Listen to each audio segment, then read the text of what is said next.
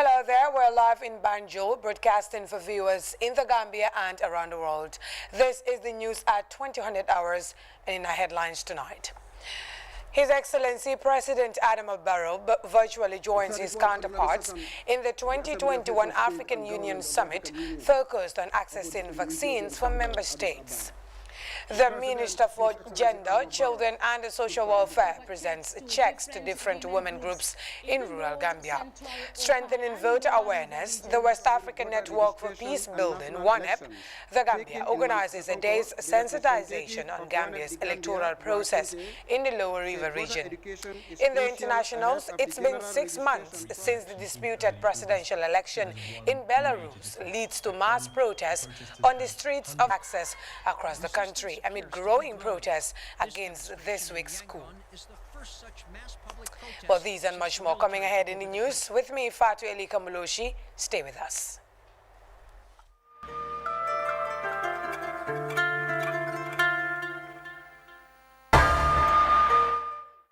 Welcome to GRTS News. I am Fatu Elika Muloshi presenting. Now we begin this edition of the news with the presidency because His Excellency Adama Barrow has virtually joined his counterparts in the African Union Summit focused on accessing vaccines for member states.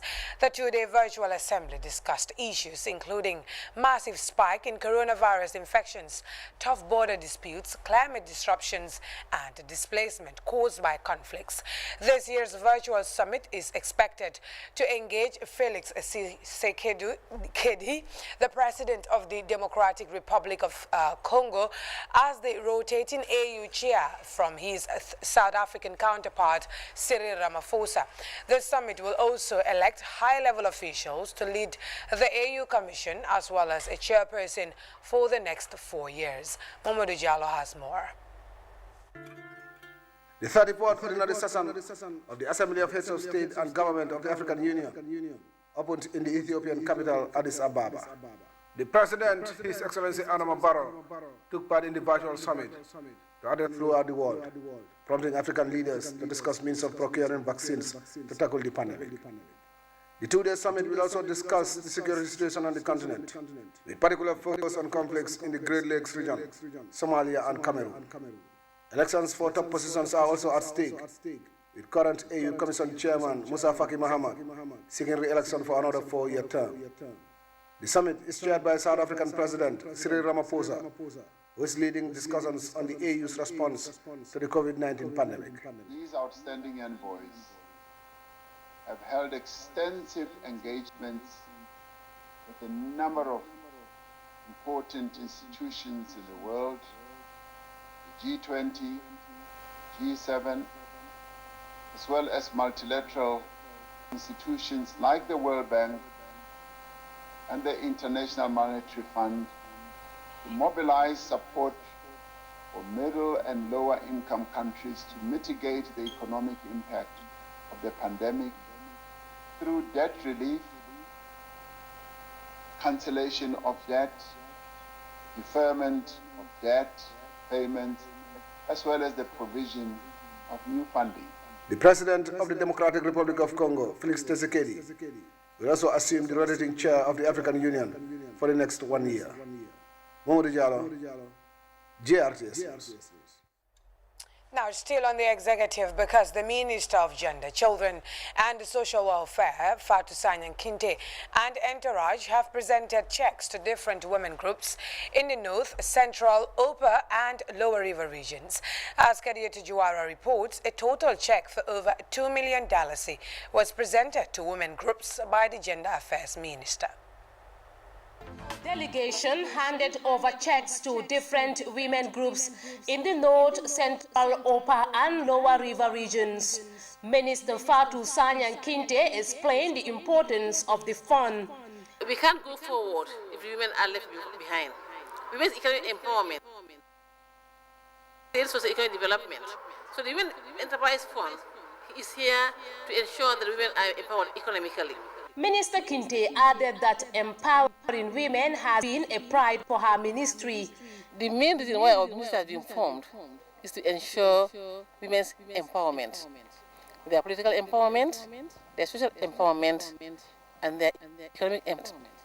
And Let's remember, we can't achieve the other aspect of empowerment without hailed government's timely intervention aimed at strengthening the economic status of Gambian women. It's a rightful duty. Women have to have their voices heard. If you empower a woman or anybody, any individual for that matter, you are giving them power in their hands. If you don't empower women, the country would be left behind. As you know, 58% Gambian voters are women. So therefore, you don't do development without empowering women. Madam Sawane Hao, Sirif Abasanyang and Roy Hijon Manjang of Central and Lower River regions respectively cited Women Enterprise Fund as one of the best opportunities for Gambian women. Different beneficiaries, women across the visited regions of the country commended government for the provision. We now head to Mansakonko in the Lower River region, where the West African Network for Peace Building, ONEP, the Gambia, over the weekend organized a day's sensitization on Gambia's electoral process. As Alajimbai reports, the event mainly focused on voter registration and referendum.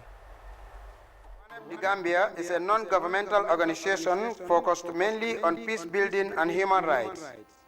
In their resolve to ensure an all-inclusive voter registration process to strengthen democracy, the organization complements the Independent Electoral Commission by raising public awareness on voter registration and national elections. Speaking in Mansakonko, the representative of ONEP the Gambia, Buakinte, said voter education is crucial ahead of the general registration process and the electoral cycle expected to start in December 2021. Voter education or creating the awareness of people in acquiring voters card is very key. As Gambia is within the electoral cycle and we are going to election in December 2021. So the criteria to have voters card and the eligibility for an individual to be qualified for this voters card will be very important if this kind of synergies are organized and the people know what are the requirements for people to have this voters card or national document. The regional IC officer for Lower River Region, Lamin Jadama, called on people to ensure that they obtain a voter's card during the registration, adding that it is crucial in strengthening the electoral process as well as the country's democratic process. We are already in the 2021 electoral cycle. Before you participate in any or the fundamental pillars of democracy or election, the voter's card is the key. Is the key in all the electoral process that we are coming to start. So if you do not get it, then you will not be able to vote.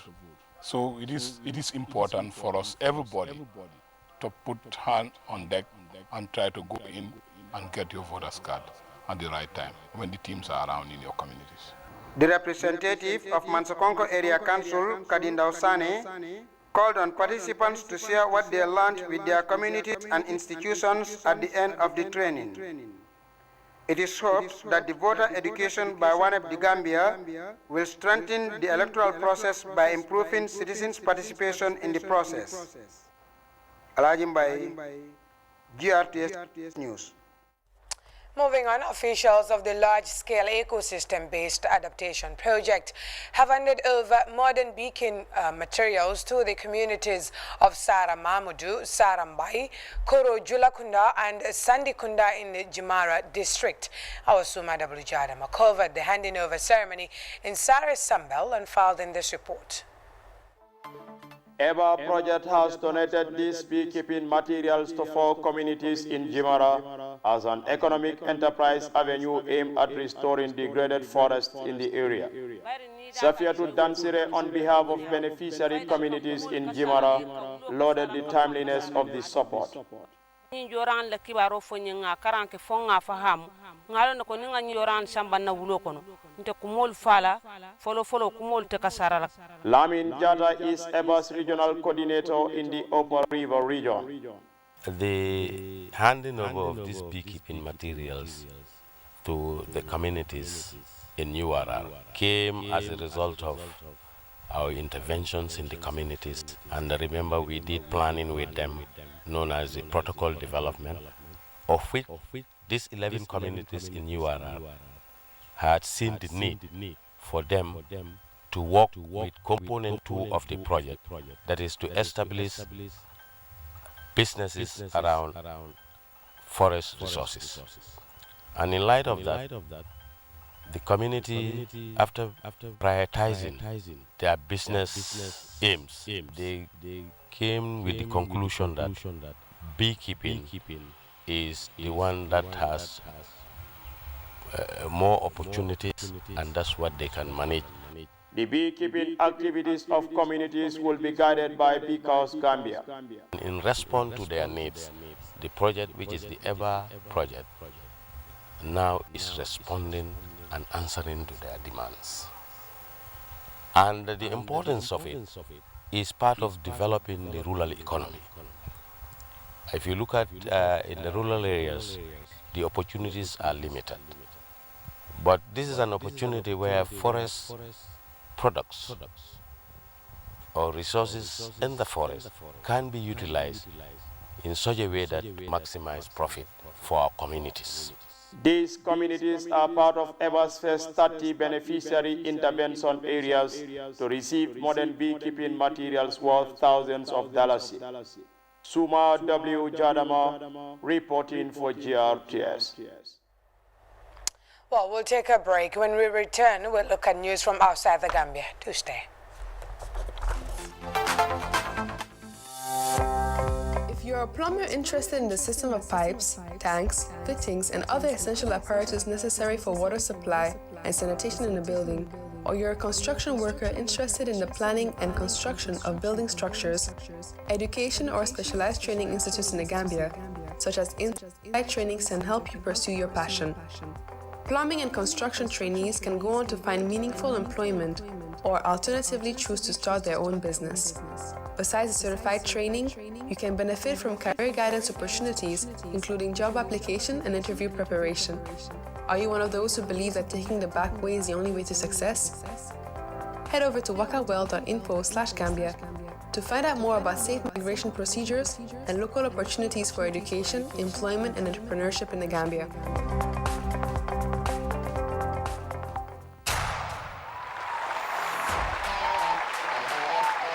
After the great success of Africa Be a Star Sierra Leone, the biggest show is now in the Gambia. Be a Star. Oh wow, congratulations Laxon. Do you have the talent to stand up on stage, the voice to sing and dazzle the audience? Now is your chance to be heard and spectacular. All you have to do is record a video of you singing your favorite song, not more than 2 minutes long. Send the video by WhatsApp to the following number, 2299944, using an AfriCell number. State your name and where you're from. Be a winner of a fully recorded album and $500,000. AfriCell Be a Star, your road to success. Welcome back. Now in the internationals, it's been 6 months since the disputed presidential election in Belarus led to mass protests on the streets of the capital, Minsk, and many other parts of the former Soviet Republic. Official results gave long-term President Alexander Lukashenko yet another landslide victory. The protests that followed ended in repression and arrests. Now, with the pandemic still raging and one of the coldest winters in recent years, protest is still going on in Belarus, but in a rather different way.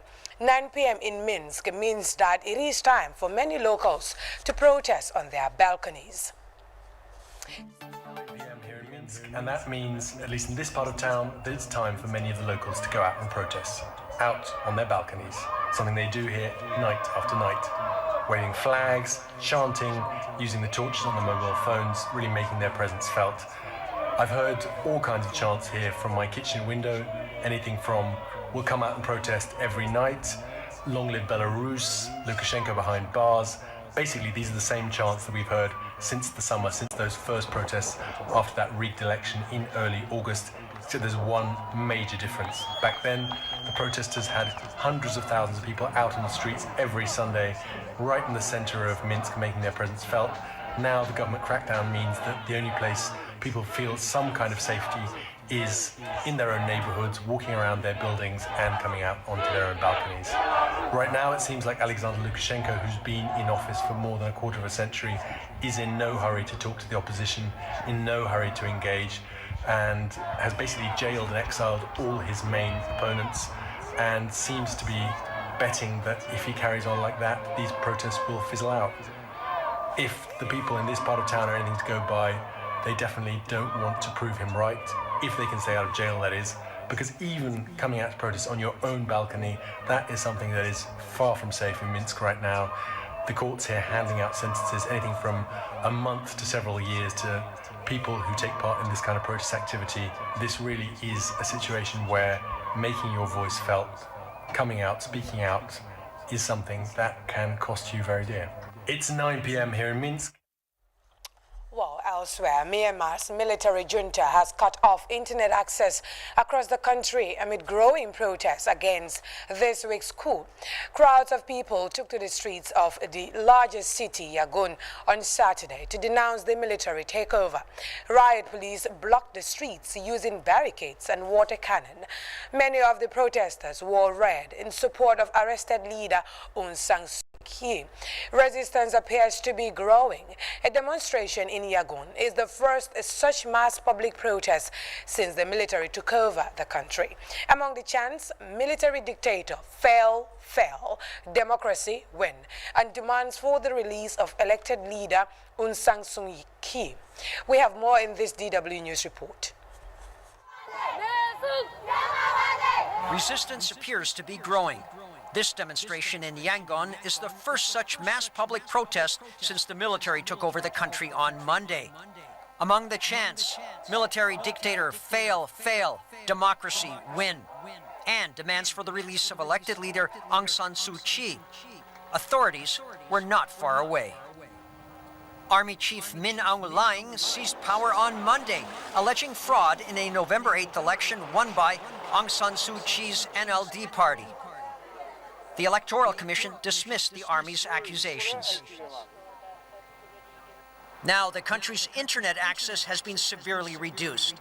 Independent monitor NetBlocks says Myanmar is in the midst of a second nation-scale internet blackout, with connectivity at almost half of ordinary levels. Other reports say the military government ordered the shutdown of Facebook and Twitter, claiming the spread of fake news. Protests against the military coup have also spread to other countries. In Melbourne, Australia, hundreds of demonstrators expressed their concern.